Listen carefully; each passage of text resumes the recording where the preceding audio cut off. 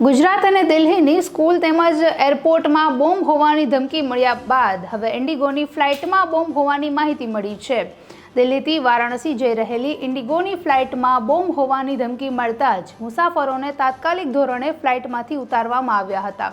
એક વિડીયો ખૂબ જ વાયરલ થઈ રહ્યો છે કે જેમાં મુસાફરોને ઇમરજન્સી ગેટમાંથી બહાર કાઢવામાં આવી રહ્યા છે। નમસ્કાર, ટકાટક મીડિયામાં આપની સાથે હું છું જાનવી।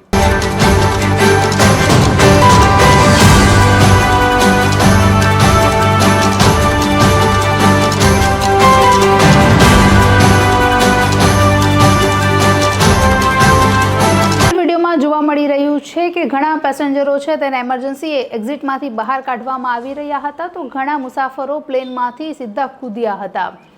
મળતી માહિતી અનુસાર CISFના અધિકારીએ જણાવ્યું કે પ્લેનના ટોયલેટમાં બોમ્બ લખેલું ટિશ્યુ પેપર મળી આવ્યું હતું, જેને લઈને સુરક્ષા એજન્સીઓએ તપાસ હાથ ધરી હતી।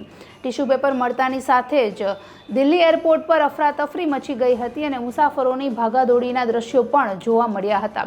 આ સાથે જ અધિકારીઓએ વધુમાં જણાવ્યું કે પ્લેનને હાલ તપાસ માટે આઇસોલેશન 2માં મોકલવામાં આવ્યું છે અને તમામ જે જગ્યા છે એમના દરેક ખૂણાની તપાસ થઈ રહી છે। જોકે શંકાસ્પદ વસ્તુ કંઈ મળી આવી નથી। આવી જ ઘટના પહેલાં દિલ્હીમાં પણ બની હતી। દિલ્હીની ઘણી બધી શાળાઓને એક સાથે એક જ મેલ આઈડી પરથી શાળાઓમાં બોમ્બ હોવાની ધમકી મળી હતી। માહિતી મળતાની સાથે જ બોમ્બ ડિસ્પોઝલ સ્ક્વોડ અને તંત્ર જે છે તે ઘટના સ્થળે દોડી આવ્યું હતું। આ ઘટના એકવાર નહીં પણ છેલ્લી ઘણી વખતથી રિપીટ થઈ રહી છે।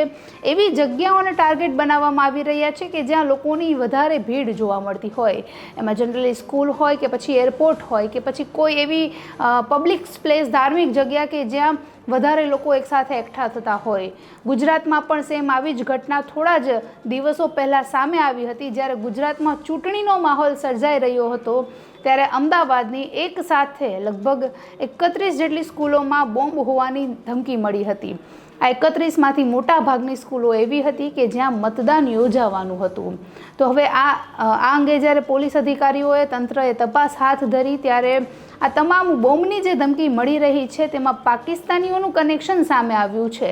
પાકિસ્તાનમાં રહીને 2 આતંકવાદીઓ છે કે જે આખું ઓપરેશન છે તે ચલાવી રહ્યા છે, પણ વધારે હાલ કોઈ ખુલાસાઓ કે માહિતી મળી નથી। આ દિલ્હીથી વારાણસી જે ફ્લાઇટ જઈ રહી છે, જે ઇન્ડિગોની ફ્લાઇટ છે, તેમાં જ પણ આ પાકિસ્તાનીઓનું જ કનેક્શન છે કે બીજી કોઈ ઘટના છે કે લોકોને ફક્ત ગુમરાહ કરવાનો પ્રયત્ન થયો હતો, તે અંગે હાલ કોઈ જ ખુલાસા મળી આવ્યા નથી। નેશન સિક્યુરિટી અને બોમ્બ ડિસ્પોઝલ ટીમ હાલ ઘટના સ્થળે આવી ગઈ છે। તેના જ છે ને તેઓ સઘન ચેકિંગ હાથ ધરી રહ્યા છે।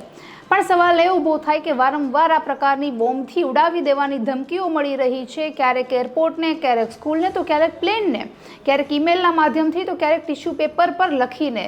તો તેમનો જે ઈરાદો છે, તેમનો જે મકસદ છે અને શું માઇક્રો પ્લાનિંગ થઈ રહ્યું છે તેની પાછળ તંત્ર પડી ગયું છે હવે, અને તમામ પ્રકારની જે સુરક્ષા વ્યવસ્થાઓ હોય તે એરપોર્ટ પર તૈનાત કરી દેવામાં આવી છે અને આ અંગેના જે કનેક્શન છે તેને પણ શોધવાનો પ્રયત્ન હાલ ચાલુ થઈ ગયો છે। નમસ્કાર।